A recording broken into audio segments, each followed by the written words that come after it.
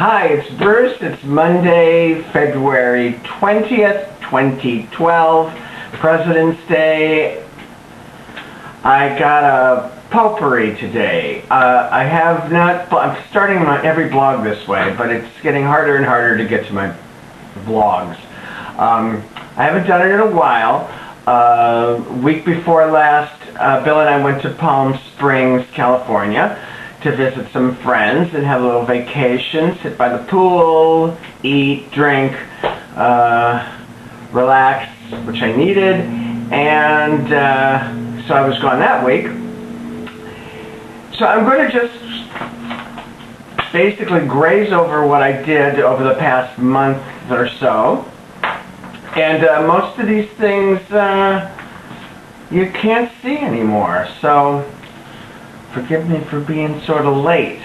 All right, the first thing we saw a long time ago was a play down at the Public Theater, sort of a play, sort of a performance piece actually, called Squad's Kitchen. Squad is a performance group. What they've done here is taken Andy Warhol's film Kitchen.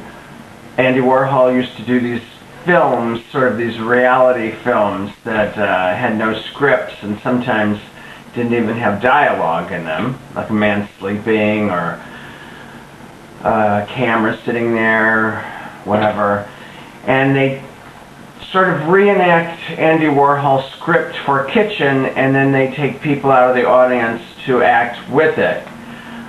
This was Bill's idea to go see, and I gave in. He said it was going to be interesting. The Times sort of liked it, and can't say as I cared for it too much. I guess it was like interesting.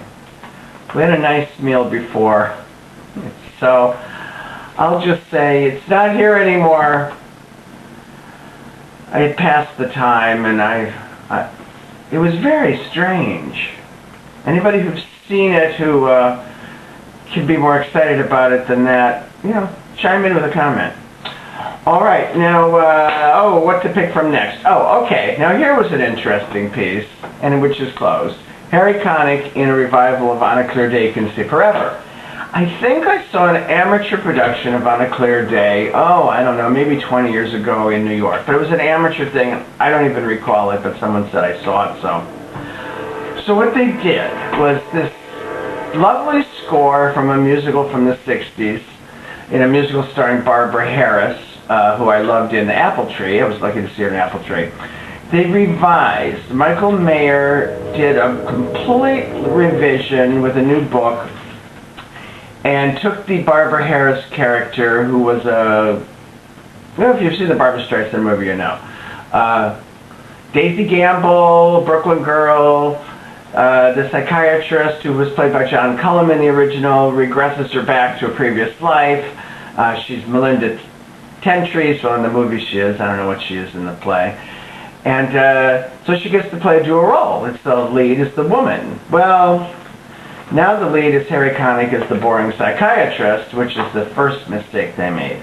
Then they turned the girl into a gay guy in the 70s, and he regresses back to a big band singer in the 40s. It was bizarre. Now, some of the score is still great, but they kept a lot of the score that I thought they might throw out, like this song that was done by a Greek in the original called When I'm Being Born Again. They turned into some sort of meditational,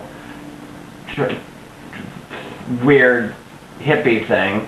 And When I'm 65, which the accountant who Daisy Gamble dated used to sing, is still in there, and it, I don't know, just doesn't sort of work.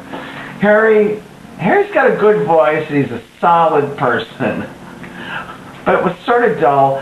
And the weird thing is that basically he's falling in love with this gay guy, but he's picturing the woman from the 40s falling in love with her. But you realize that this has to be like his imagination, and that he's really on the couch kissing the gay guy, which I found a little creepy. I did love David Turner, who plays David Gamble, the gay kid, and you know, Carrie O'Malley was in it. She was a fellow doctor with Harry Connick, and she was sort of wasted. What a weird-ass revival. Okay, enough on that. We went back to the second last performance of Follies, which I'd seen before. I reviewed. You can check out my review earlier. And I have to say, I liked it, which I think is a solid revival and maybe the best Follies you can see in your lifetime. I could never get over seeing the original twice. I'm just hooked on that version. This did make me think that instead of a great musical that people didn't appreciate, it's sort of an almost great musical that's kind of really flawed. But this is a great production of it, and all the cast was still in it. I did happen to like two performances a bit more than when I first saw them. Elaine Paige, who I didn't like at all, I thought was much better and lower key and not so angry in her I'm Still Here. So that was a kick up. I thought she was quite more at home with it. And Bernadette Peters I thought was in better voice, and I think she's still miscast, but we gave it another go. I rarely see things twice, as you know. Money and Time. Another show we saw twice was Book of Mormon. Bill wanted to take me for a belated birthday present, and so we went. And this, of course, was the best of all the things I'm going to talk about, because it's still in good shape. The audience is still hungering to get in. The tickets are still expensive. And we saw two understudies at a matinee, one of whom was Elder Price, Kevin Duda, and Elder McKinley Scott Barnhart. This didn't seem to hurt the show much, although I really missed Andrew Rannells, who I think is perfection. But they were both the understudies were both great. The funny thing is that it seems so toned down now. I think the shock maybe is over, because when I first saw it, it was like watching Springtime for Hitler. With my jaw open, thinking, what can they show? And now it's almost, except for the, I don't want to give spoilers, but the song to God, which is still hilarious, the things don't seem as shocking. Great cast, still, the choreography is stunning. I could actually watch the choreography closer this time. And Book of Mormon, it's still the best thing around. All right, two other things I saw was we went to Jazz at Lincoln Center, which is at the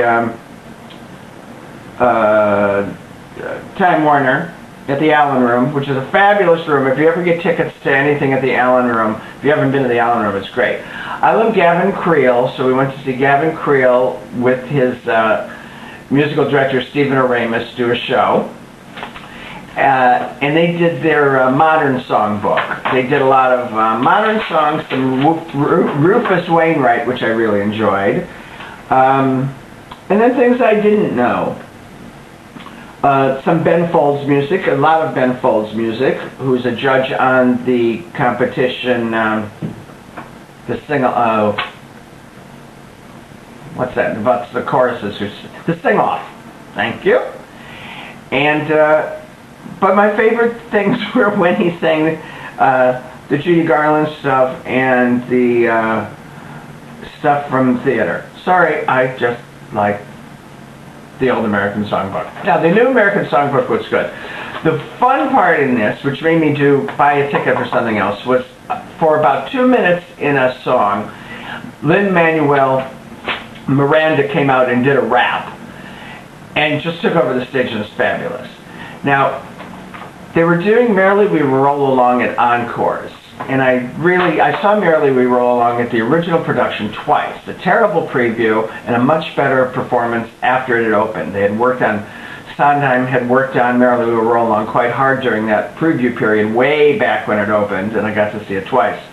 Lin-Manuel was cast in this, and because of that 2-minute rap, I realized, God, I love Lin-Manuel. So let's buy a couple tickets to Merrily We Roll Along, because I'd hate to miss it. And I'm sort of glad I went because Lin-Manuel was in it. And Colin Donnell, who's very good.